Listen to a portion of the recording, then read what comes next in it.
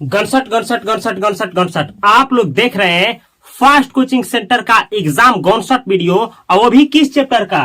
तो राम बिनु बिरथे जग जन्मा पाठ का। देखिए एग्जाम हॉल में जो भी क्वेश्चन आएगा कैसे आप लोग शूट करेंगे, इस तरह से ध्यान दीजिएगा।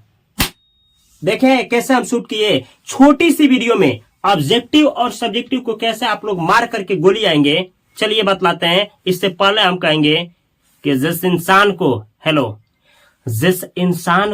इंसान नहीं मिला, जिस इंसान को इंसान में इंसान नहीं मिला, जिस इंसान को इंसान में इंसान नहीं मिला, उससे पत्थर में भगवान क्या मिलेंगे? अरे जिसे अपनों में अपनों से प्यार नहीं मिला, उसे गैरों में गैरों से प्यार क्या मिलेंगे? आप लोग देख रहे हैं फास्ट कोचिंग सेंटर। आइए देखिए, ये है चैप्टर राम बिनु बिरथे जग जन्मा, जो नर दुख में दुख नहीं माने। ये दो पद है, पूछा जाएगा कि इस पाठ में कितने पद है, तो दो। पहला पद ये है और दूसरा पद ये है। ये पहला पद में राम नाम के बारे में बतलाया गया, राम का गुणगान किया गया है, और दूसरे पद में सुख खुशी खुशी जीवन जीने का तरीका बतलाया गया है। इस पाठ का लेखक कौन है? गुरु नानक। सबसे पहले गुरु नानक का जन्म पूछा जाएगा, आंसर करेंगे 1469 ईस्वी में। कब? 1469 ईस्वी में पूछा जाएगा। गुरु नानक का जन्म कहाँ हुआ था? तलवंडी ग्राम, जिला लाहौर, जो कि अब पाकिस्तान में पड़ता है। पूछा जाएगा कि गुरु नानक का जन्म कब हुआ था? 1469 ईस्वी में। गांव का नाम बतलाइए, तो तलवंडी। जिला का नाम बतलाइए, तो लाहौर। इनका जन्म स्थल अब किस देश में है? तो पाकिस्तान में है। लाहौर का जब पाकिस्तान भारत बंटवारा हुआ ना, तो लाहौर पाकिस्तान में चला गया, तो अब इनका जन्म स्थल पाकिस्तान में है। अब जिस स्थान पे जन्म हुआ था, उस जन्म स्थान का जो नाम है नानकाना साहब है। किनके जन्म स्थल को नानकाना साहब के नाम से जाना जाता है? गुरु नानक के। गुरु नानक का जन्म स्थल किस नाम से जाना जाता है? नानकाना साहब के नाम से। जैसे देखिए, गुरु गोविंद सिंह का जन्म स्थल कहाँ है? पटना में, और उनके जन्म स्थल को गुरु नानक के नाम से जाना जाता है, गुरुद्वारा के नाम से जाना जाता है, गुरुद्वारा। ऐसे ही गुरु नानक के जन्म स्थल को किस नाम से जाना जाता है? नानकाना साहब के नाम से, जो कि पाकिस्तान में है। तो पूछा जाएगा गुरु गोविंद सिंह का जन्म स्थल कहाँ है? तो पाकिस्तान मारना है। अब इनके पिताजी कौन थे? कालू चंद खत्री। कैसे याद रखिए? गुरु नानक लास्ट में कौन है ना, तो कालू चंद खत्री। माता कौन है? तृप्ता देवी। अच्छा, गुरु नानक किसके भक्त थे? तो भगवान राम के भक्त थे। राम का भक्ति करिएगा ना तो तृप्ति प्राप्त होगा। तो माता कौन थी? तृप्ता थी। पत्नी का नाम पूछा जाए तो सुलक्षणी। इनकी पत्नी जो थी, वाइफ जो थी, सुलक्षणी थी। और कहा जाता है ना कि गुरु नानक जो थे वो सिख धर्म का पहला गुरु थे, यानी सिख धर्म का प्रवर्तक कहिए, चाहे सिख धर्म का शुरू करने वाला बोलिए, चाहे सिख धर्म का संस्थापक बोलिए, सब कौन थे?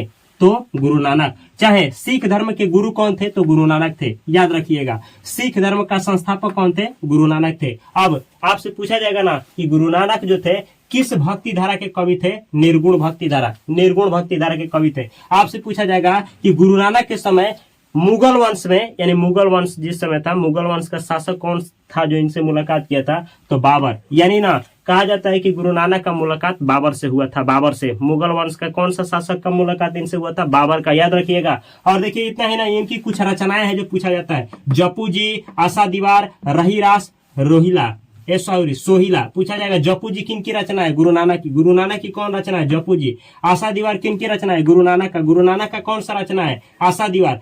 ये ऐसे ही रहीराम किन की रचना है? गुरु नानक का। गुरु नानक का कौन सा रचना है? रहीराम। सोहिला किन की रचना है? गुरु नानक का। गुरु नानक का रचना कौन है? सोहिला। ऐसे ही देखिए ना, कहा जाता है कि 1539 ईस्वी आया और वाह गुरु करके चले गए। वाह गुरु करते हुए कौन मारे थे? गुरु नानक। गुरु नानक क्या कहते हुए मारे थे? वाह गुरु। बोला जाएगा कि गुरु नानक के अंतिम वचन क्या थे? वाह गुरु। और चले गए कहाँ?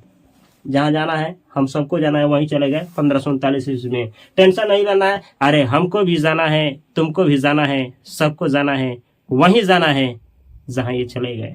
आइए देखिए, अब जो भी इनकी रचनाएं हैं, तो इनकी ना रचनाओं का संग्रह एक व्यक्ति थे, सिख धर्म के 5वें गुरु गुरु अर्जुन देव।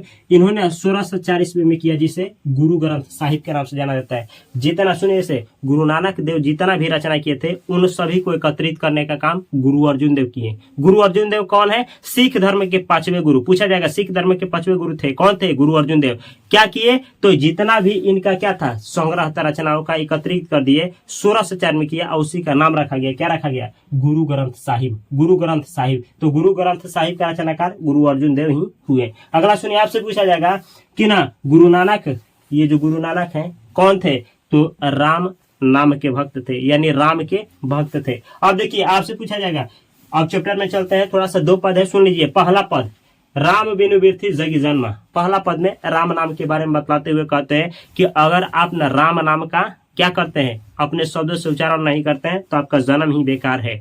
आप जो भोजन करते हैं वो विष के समान है, आपकी जो बोली है ना वो भी बोली विष के समान है। इतना ही नहीं, अरे पूरा दुनिया भर भटक लीजिए, आप काशी जाइए, मथुरा जाइए, कहीं भी जाइए, किसी भी धाम को जाइए, आप नंगा वदन क्या करिए, ईश्वर का स्तुति करिए, आप व्याकरण पढ़ लीजिए, ग्रामर पढ़ लीजिए, पूरा विद्वता प्राप्त कर लीजिए, आप कमंडल धारी हो जाइए, जाटा धारण कर लीजिए, कुछ भी कर लीजिए, जल में, स्थल में, थल में, कहीं भी तपस्या कर लीजिए, सबका सब क्या है, सब बेकार है, सब निष्फल है। अगर आप पे किनका, तो गुरु का ज्ञान नहीं है, यानी गुरु की, आपका गुरु ज्ञान नहीं है, आप पे गुरु ज्ञान नहीं होता है, और गुरु ज्ञान के द्वारा आप राम नाम का उच्चारण नहीं करते हैं, तो आपका जीवन पूरी तरीके से क्या है, बेकार है, सब कुछ व्यर्थ है। इतना ही नहीं, ये कहते हैं दूसरे देखिए, गुरु नानक जो है दूसरे पदों में ये भी कहते हैं कि देखिए वही आदमी सच्चे अर्थों में खुशी हो सकता है, या इस दुनिया से सच्चे अर्थों में सही सही जी करके जा सकता है, जो ना दुख हो चाहे सुख हो, मान हो चाहे अपमान हो, सर्दी हो चाहे गर्मी हो, यानी हर एक परिस्थितियों में उसको प्यार दिया जाए चाहे अपमान दिया जाए, हर एक परिस्थितियों में एक समान रहता है। जो सोना को किसके समान, माटी के समान मानता है, वो आदमी सच्चे अर्थों में खुशी के लायक है। और जो आदमी काम और क्रोध, काम का मतलब जिसके मन में सेक्सुअल डिजायर नहीं उत्पन्न होता है, काम वासना उत्पन्न नहीं होती है, और जिसमें क्रोध, जिस व्यक्ति में क्रोध नहीं आता है, वही उसी आदमी के ना घट में कौन निवास करते हैं, ब्रह्मा निवास करते हैं, ये लेखक बतलाते हैं। अब आपसे कुछ क्वेश्चंस पूछा जाता है, 2 नंबरिया क्वेश्चन, थोड़ा सा चलिए देख ही लिया जाए। पूछा जाएगा ना कि किनके बिना ना जग में जन्म लेना व्यर्थ है, तो राम नाम के उच्चारण के बिना। ऐसे ही बहुत सारे क्वेश्चंस पूछे जाते हैं, और ना हमें पूरा विश्वास है कि अगर आप इसको देखें, आप लिख करके आसानी से आ सकते हैं, कोई बड़ा क्वेश्चन नहीं पूछा जाता है।